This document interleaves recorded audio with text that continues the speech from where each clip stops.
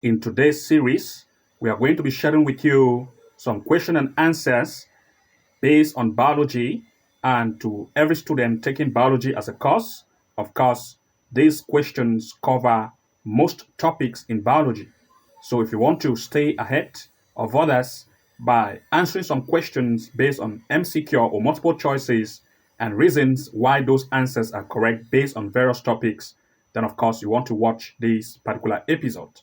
This is the third series on this, and to those that have not yet watched the series 1, 2 of this episode, then of course I will put the link to link them so that you can also go and watch to learn something new based on the question and answers we have to share with you in biology. So without wasting time, I'm going to begin with the first question of this today's series. So the first question we have today is, what is the primary difference between mitosis in eukaryotic cells and binary fission in prokaryote? A. Binary fission lacks cytokinesis. B. Binary fission is not regulated. C. Binary fission does not use centroids. D. DNA replication occurs only in mitosis. Which is correct in these answers? The correct answer here is A. Binary fission lacks cytokinesis. The reason here is because binary fission in prokaryote does not involve cytokinesis, and it is a simpler process. But on the other hand, cytokinesis is needed during mitosis in eukaryotic cells. So the correct answer is A. It lacks cytokinesis. The next question is, how would you describe the ecological status of a forest that has been left undisturbed for 100 years? Answer A, pioneer community. Answer B, primary successional community. C, plagioclimax community. And D, climax community. The correct answer here is D, climax community.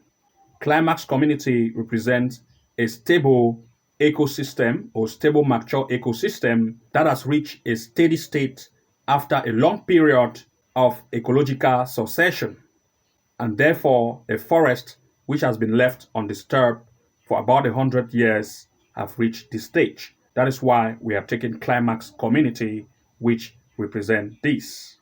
The next question here, which is question number 19 for this series, we look at this question. Ashu has type A blood and B has type B blood.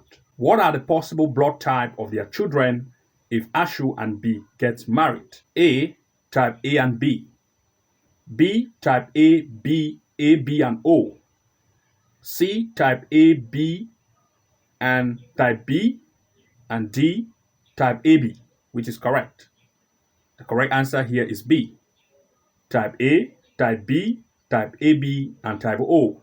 The reason is because if one of the parents is having type A and the other having type B, then of course their children can inherit either alleles, which can also be called allele, allowing all the four blood groups, which is blood group A, blood group B, blood group AB, and blood group O. So the correct answer here is the B, which is type A, type B, AB, and O.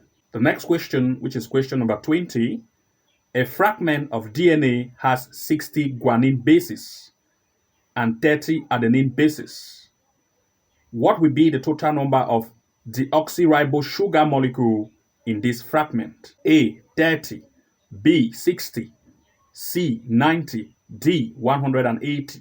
The correct answer here is D, 180.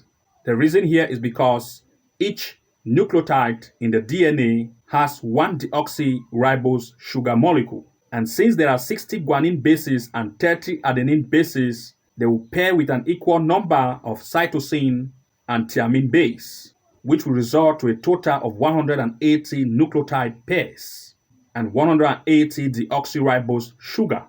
So the answer is 180. And to those of you who have questions which you cannot answer them properly, then you want to make sure that you submit those questions to us. And we will do our every possible best to get them answered and shared to you like this of today so that everyone could benefit. to reach us or to submit your questions, then of course, you want to make sure to reach to us directly using our details, which will be listed below this video. So we are going to end here for today, and we'll continue in the next series, which will be series or episode 4. Goodbye for now, and see you again in the next upload.